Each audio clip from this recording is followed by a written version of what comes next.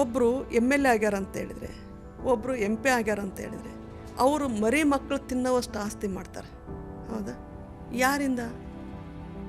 ಇವ್ರಿಗೆ ಓಟ್ ಹಾಕಿ ಕಳಿಸ್ತಂಥ ಜನ ಬೀದಿಗೆ ಬಿದ್ದು ಊಟ ಇರಲಾರ್ದಂಗೆ ಸಾಯಕತ್ತಾರ. ಸ್ಮಶಾನ ಕಾರ್ಮಿಕರು, ಒಂಟಿ ಹೆಣ್ಣುಮಕ್ಕಳು, ದೇವದಾಸಿ ಹೆಣ್ಮಕ್ಳು. ಮತ್ತು ಇವ್ರಿಗೆಲ್ಲ ಯಾವಾಗ ತಿಳುವಳಿಕೆ, ಯಾವ ರೀತಿಯಲ್ಲಿ ತಿಳುವಳಿಕೆ? ಇವ್ರು ಮಾತ್ರ ಬಂಗ್ಲೆ ಮೇಲೆ ಬಂಗ್ಲೆ ಕಟ್ಸ್ಕೊಂಡು ಐಷಾರಾಮಿ ಜೀವನ ಮಾಡಬೇಕು. ಇವ್ರಿಗೆ ಓಟ್ ಹಾಕಿ ಕಳಿಸ್ತಂಥ ಜನ ಬೀದಾಗಿರ್ಬೇಕಾ? ಇವ್ರಿಗೆ ದೊಡ್ಡ ದೊಡ್ಡ ಶ್ರೀಮಂತರಿಗೆ ನೀವು ಜಿಂದಲ್ ಅಂತ ಫ್ಯಾಕ್ಟ್ರಿಗೆ 13,000 ಎಕರೆ ಭೂಮಿಯನ್ನು ಲೀಸ್ ಕೊಡ್ತೀರಿ, 1 ರೂಪಾಯಿಗೆ 1 ಎಕರೆ.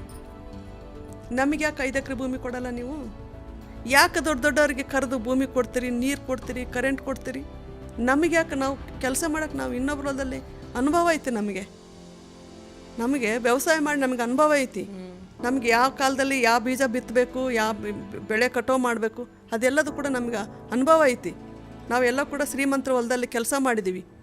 ಆದರೆ ನಮಗೆ ಭೂಮಿ ಇಲ್ಲ. ನಮಗೆ ಭೂಮಿ ಕೊಡ್ರಿ, ನಾವು ಮಾಡಿ ತೋರಿಸ್ತೀವಿ. ಲೀಸ್ ಕೊಡ್ರಪ್ಪ ನೀವು. ಯಾಕೆ ಶ್ರೀಮಂತರಿಗೆ ಕೊಡ್ತೀರಿ? ಚಿಕ್ಕ ವಯಸ್ಸಲ್ಲಿ ಅಪ್ಪನಾಶ್ರಯ, ಯೌವನಕ್ಕೆ ಬಂದಾಗ ಗಂಡನಾಶ್ರಯ, ಮುಪ್ಪಿನಲ್ಲಿ ಮಗನಾಶ್ರಯದಲ್ಲೇ ಬಾಳ್ತಕ್ಕಂಥ ಈ ಒಂದು ಹೆಣ್ಣು ಅಬಲೆನೋ ಸಬಲೆನೋ ದೌರ್ಭಾಗ್ಯ ಮಹಿಳೆನೋ ಗೊತ್ತಾಗ್ತಾ ಇಲ್ಲ ಅನ್ನೋ ಒಂದು ದೊಡ್ಡ ಮಟ್ಟದ ಚರ್ಚೆನ ಇಟ್ಕೊಂಡು ನಮ್ಮ ನಿಶಾ ಒಂದು ಆಲೋಚನೆ. ಈ ನಿಶಾ ಅನ್ನೋತ್ತೆ ಯಾರು ಅಂತ ನಿಮಗೆ ಈಗಾಗಲೇ ಗೊತ್ತಿದೆ. ನಿಶಾ ಅನ್ನೋರು ಕೂಡ ನಮ್ಮ CP ಯೋಗೇಶ್ವರ್ ಅವರ ಮಗಳು. ಅವರು ಕೂಡ ಅವರ ಕೌಟುಂಬಿಕ ಹಿನ್ನೆಲೆಯಲ್ಲಿ ಸ್ವಲ್ಪ ಏನೋ ತಂದೆ ಮಗಳಿಗೆ ಆಗಬಾರ್ದೆ ಕೆಲವೊಂದು ಸಮಾಜಮುಖಿ ಕೆಲಸ ಮಾಡ್ತಾಯಿದ್ದಾರೆ. ಈ ಮಹಿಳೆ ಇವತ್ತು ಯೂಟ್ಯೂಬ್ನಲ್ಲಿ ನಾನೊಂದು ವಿಡಿಯೋ ನೋಡಬೇಕಾದ್ರೆ ಒಂದು ಒಳ್ಳೆ ಕೆಲಸ ಮಾಡ್ತಾರೆ ಅಂತ ಅನ್ನಿಸ್ತು. ಇವರು ಇವತ್ತು ಈ ಮಹಿಳೆ ಈಗ ಮಾತಾಡಿದ್ರಲ್ಲ, ಇವರು ಹೆಸರು ಬಂದ್ಬಿಟ್ಟು B ಮಾಳಮ್ಮ ಅಂತ, ಅಧ್ಯಕ್ಷರು ದೇವದಾಸಿ ಮಹಿಳೆಯರ ಸಹಕಾರ ಸಂಘ ಮತ್ತು ರಾಜ್ಯ ಸಂಚಾಲಕರು ಸ್ಮಶಾನ ಕಾರ್ಮಿಕರ ಸಂಘ ಅಂತ ಈ ಒಂದು ಹುದ್ದೆಯಲ್ಲಿರ್ತಕ್ಕಂಥವ್ರು.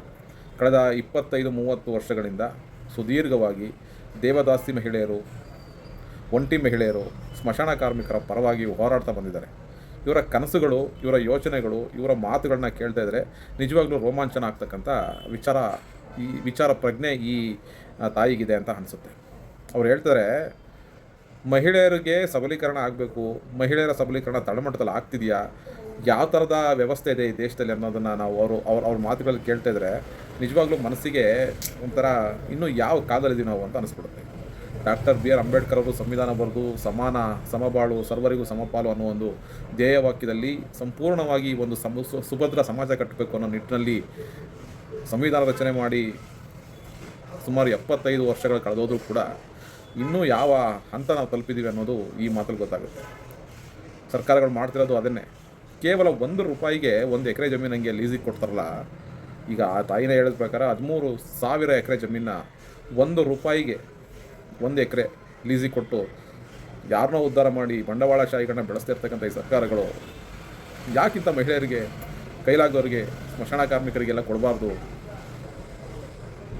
1 ರೂಪಾಯಿ ಇವರಿಗೆ 2 ಎಕರೆ ಕೊಟ್ಟರೆ ಸಾಕಲ್ಲ ಸರ್. 13,000 ಜನ ಕೇವಲ ಒಬ್ಬೊಬ್ಬರಿಗೆ 2 ಎಕರೆ ಜಮೀನ ಈ ಥರ ಲೀಸಿಗೆ ಕೊಟ್ಟರೆ ಸುಮಾರು 7,000 ಕುಟುಂಬಗಳು ಸಂಪೂರ್ಣವಾಗಿ ಒಂದು ಸದೃಢವಾಗಿ ಬದುಕ್ತವೆ, ನೆಮ್ಮದಿ ಜೀವನ ಮಾಡ್ತಾರಲ್ಲ ಸರ್. ಇನ್ನೊಂದು ಮಾತು ಹೇಳ್ತಾರೆ ಮಾಳಮ್ಮನವರು, ಮಗು ಜನಿಸಿದಾಗ ಆ ಮಗುಗೆ ಪೌರೋಹಿತ ಮಾಡಿ ಸಂಸ್ಕಾರ ಮಾಡಿ ದೇವಸ್ಥಾನಗಳಲ್ಲಿ ಪೂಜೆ ಮಾಡ್ತಕ್ಕಂಥ ಪುರೋಹಿತರುಗಳಿಗೆಲ್ಲ ಒಂದು ವೇತನ ಅಂತ ನಿಗದಿ ಮಾಡಿದ್ದಾರೆ, ಒಂದು ಗೌರವಧನ ಅಂತ ಕೊಡ್ತಿದ್ದಾರೆ. ಗ್ರಾಮ ಪಂಚಾಯತಿಗಳಲ್ಲಿ ನೀರು ಗಂಟೆಗಳಿಗೆ ಡಿ ಗ್ರೂಪ್ ಅವರಿಗೆ ಎಲ್ಲರಿಗೂ ಒಂದು ವೇತನ ನಿಗದಿ ಮಾಡಿದ್ದಾರೆ. ಇದೇ ಸ್ಮಶಾನ ಕಾರ್ಮಿಕರಿಗೆ ಯಾಕೆ ನಿಗದಿ ಮಾಡಿಲ್ಲ? ಜನಿಸಿದಾಗ ಮಗುಗೆ ಕೊಡ್ತಕ್ಕಂಥ ಸೌಲಭ್ಯಗಳನ್ನ ಪೂಜೆ ಮಾಡಿ ಬೆಳೆಸ್ತಕ್ಕಂಥ ಮಗುಗೆ ಪೌರೋಹಿತ ಮಾಡ್ತಕ್ಕಂಥವರಿಗೆ ವೇತನ ಸಿಗೋದಾದ್ರೆ ಯಾಕೆ ಸ್ಮಶಾನದಲ್ಲಿ ಮರಣ ಹೊಂದಿರತಕ್ಕಂಥ ಜೀವಕ್ಕೆ ಮುಕ್ತಿ ಕೊಡ್ತಕ್ಕಂಥ ಸ್ಮಶಾನ ಕಾರ್ಮಿಕರಿಗೆ ಯಾಕೆ ವೇತನ ನಿಗದಿಪಡಿಸಿಲ್ಲ ಅಂತ ಪ್ರಶ್ನೆ ಮಾಡ್ತಾರೆ. ಅದ್ಭುತವಾಗಿರ್ತಕ್ಕಂಥ ಪ್ರಶ್ನೆ.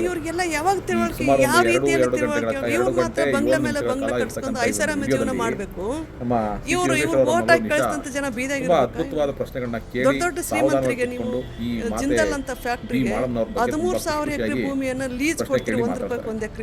ಮಾಳಮ್ಮನವರ ಪ್ರಶ್ನೆಗಳಿಗೆ ಉತ್ತರವನ್ನ ಯಾಕೆ ದೊಡ್ಡ ದೊಡ್ಡವರಿಗೆ ಕರೆದು ಭೂಮಿ ಕೊಡ್ತೀರಿ, ನೀರು ಕೊಡ್ತೀರಿ, ಕರೆಂಟ್ ಕೊಡ್ತೀರಿ? ಸಮಾಜದಲ್ಲಿ ನಮಗೆ ಯಾಕೆ? ನಾವು ಕೆಲಸ ಮಾಡಕ್ಕೆ ನಾವು ಇನ್ನೊಬ್ರ ಹೊಲದಲ್ಲಿ ಕೇವಲ ಅನುಭವ ಐತಿ. ನಮಗೆ 10-20% ಇರ್ತಕ್ಕಂಥ ವ್ಯವಸಾಯ ಮಾಡಿ ನಮ್ಗೆ ಅನುಭವ ಐತಿ.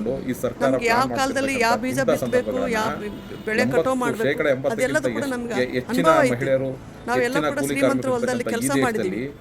ಆದ್ರೆ ನಮಗೆ ಭೂಮಿ ಇಲ್ಲ. ನಮಗೆ ಭೂಮಿ ಕೊಡ್ರಿ, ನಾವು ಮಾಡಿ ತೋರಿಸ್ತೀವಿ. ಲೀಸ್ ಕೊಡ್ರಪ್ಪ ನೀವು. ಅವರ ಕಷ್ಟ ಕಾರ್ಪಣ್ಯಗಳನ್ನೆಲ್ಲ ಕೊಡ್ತೀರಿ? ಅವ್ರ ಮನಸ್ಸಲ್ಲಿ ಅವ್ರ ಜೀವನದಲ್ಲಿ ಆಸು ಕರೆಸ್ಕೊಂಡಿದ್ದಾರೆ. ನಿಜವಾಗ್ಲೂ ಒಂದು ಒಳ್ಳೆ ವಿಡಿಯೋ ನೋಡಿದಂಥ ಅನುಭವ ಆಯಿತು. ಅದಕ್ಕೋಸ್ಕರ ನಿಮ್ಮ ಹತ್ರ ಈ ವಿಡಿಯೋನ ಹಂಚ್ಕೊಳ್ತಾ ಇದ್ದೀನಿ. ಬಂಧುಗಳೇ, ಇಷ್ಟೇ. ಈ ದೇಶ ನಿಜವಾಗ್ಲೂ ತುಂಬ ಮುಂದುವರೆದಿರೋ ದೇಶ ಏನಲ್ಲ. ಈ ದೇಶಕ್ಕೆ ಇನ್ನೂ ಆಗಬೇಕಾಗಿರ್ತಕ್ಕಂಥ ಹಲವಾರು ಬದಲಾವಣೆಗಳಿದೆ. ಕ್ರಾಂತಿಕಾರಿ ಬದಲಾವಣೆ ಆಗಬೇಕಂತ ಅನಿವಾರ್ಯತೆ ಇದೆ ಅಂತ ಅನಿಸುತ್ತೆ.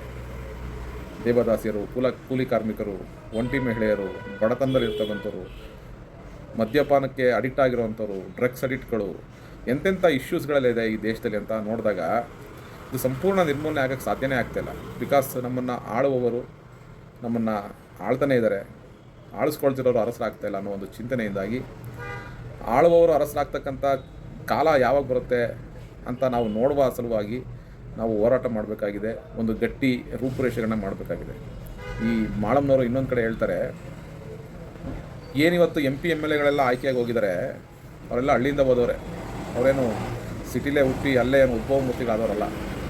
ಅವರು ಕೂಡ ಈ ಒಂದು ವ್ಯವಸ್ಥೆಯನ್ನು ತುಂಬ ಹತ್ತಿರದಿಂದ ಬಲ್ಲವರಾಗಿದ್ದಾಗ್ಯೂ ಕೂಡ ಈ ಸಮಸ್ಯೆಗಳ ಬಗ್ಗೆ ಅದನ್ನು ಬಗೆಹರಿಸುವ ನಿಟ್ಟಿನಲ್ಲಿ ಒಂದು ಪ್ರಾಮಾಣಿಕ ಪ್ರಯತ್ನನೇ ಮಾಡ್ತಾಯಿಲ್ಲ. ಇವರು ಅಲ್ಲಿಂದ ಒಂದು ವ್ಯವಸ್ಥೆಯಲ್ಲಿ ಇರ್ತಾರೆ, ಅಲ್ಲಿಂದ ಎದ್ದು ಬಂದಂಥವರು ತಮ್ಮ ಐಷಾರಾಮಿ ಜೀವನ, ತಮಗೆ ಆಸ್ತಿ ಮಾಡ್ಕೋಬೇಕು, ತಮ್ಮ ಮಕ್ಕಳಿಗೆ ಆಸ್ತಿ ಮಾಡಬೇಕು, ಬಂಗ್ಲೆ ಮೇಲೆ ಬಂಗ್ಲೆ ಕಟ್ಟಬೇಕು ಅನ್ನೋ ಚಿಂತನೆಯಿಂದಾಗಿ ಇವೆಲ್ಲ ಮರ್ತೇ ಬಿಡ್ತಾರೆ. ಎಷ್ಟೋ ದಲಿತರು ಅದೇ ಹಂಗೆ ಆಗಿರೋದು.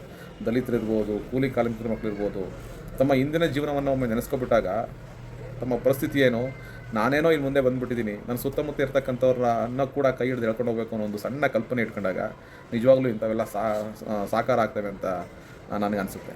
ನಿಶಾ ಯೋಗೇಶ್ವರ್, CP ಯೋಗೇಶ್ವರ್ ಅವರ ಮಗಳು, ತಂದೆ ಮತ್ತು ಅವರ ನಡುವೆ ಏನೋ ಭಿನ್ನಾಭಿಪ್ರಾಯದಾಗಿಯೂ ಕೂಡ ನೋಡಿ ಕೆಲವೊಬ್ಬ ವ್ಯಕ್ತಿಗಳನ್ನ ಹೆಂಗೆಲ್ಲ ರೂಪಿಸ್ಬಿಡ್ತವೆ ಅನ್ನೋದಕ್ಕೆ ನನಗೆ ನಿಶಾ ಅವ್ರ ಬಗ್ಗೆ ಒಂದು ಗೌರವ, ಹೆಮ್ಮೆ ಹೆಚ್ಚಾಯಿತು. ಆ ಹೆಣ್ಮಗಳು ಕೂಡ ಜೀವನದಲ್ಲಿ ಸ್ಟ್ರಗಲ್ ಮಾಡ್ತಿದ್ದಾರೆ. ಇಂಥ ಜೀವನದಲ್ಲಿ ಸ್ಟ್ರಗಲ್ ಮಾಡ್ತಿರ್ತಕ್ಕಂಥ ಸಾವಿರಾರು ಲಕ್ಷಾಂತರ ಹೆಣ್ಮಕ್ಳು ನಮ್ಮ ರಾಜ್ಯದಲ್ಲಿ, ನಮ್ಮ ದೇಶದಲ್ಲಿದ್ದಾರೆ.